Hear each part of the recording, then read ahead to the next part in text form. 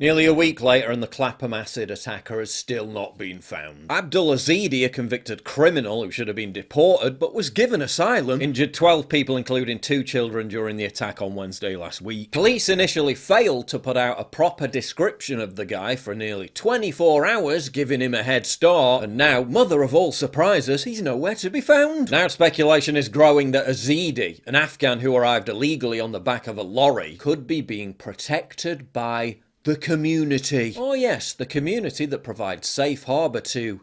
checks notes. Deranged violent lunatics who throw toxic substances in toddlers' faces. Wow, what a community that is. Diversity proving to be our greatest strength once again. Former counter-terrorism coordinator Nick Aldworth said Azidi could have been picked up by an ally and moved somewhere else. The reason they've offered a £20,000 reward is usually because there's a sense that somebody inside the community might well be harbouring this individual. The people you arrest for wrongthink would suggest that there's an entire imported community willing to hide him out based on ethnic and religious solidarity. But that would bring into question their allegiances, and that's a crime, so it can't be true, can it? It reminds me of when Paris massacre jihadist Salah Abdeslam was able to hide out in Molenbeek, Belgium, Brussels, for 5 months before he was caught. Same reason. The community had stepped in to lend a helping hand. Great, let's import more people from this community. After the BBC platformed people who insisted that the case had nothing whatsoever to do with borders or the asylum system, instead asserting it was all about misogyny and incel culture. Every day, women will face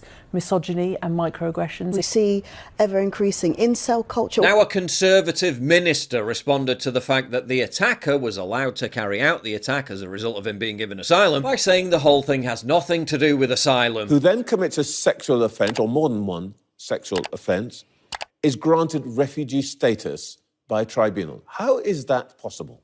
Well, I think that's something that more than one person are asking, as you say, and I think my understanding is the Home Secretary has asked for all the details. But this is not really about asylum. This is about, obviously, the attack on, a mother and her children. The attack wouldn't have happened if he hadn't been given asylum. Of course it's about asylum. It's all about asylum. It's all about fake refugees claiming they've had a sudden conversion to Christianity and being given the right to remain. Now we learn that at least 40 asylum seekers on the Bibi Stockholm barge are converting to Christianity for precisely the same reason. Gaming our complete joke of an asylum system and proving once again how mass migration and open borders consistently leads to real world harm.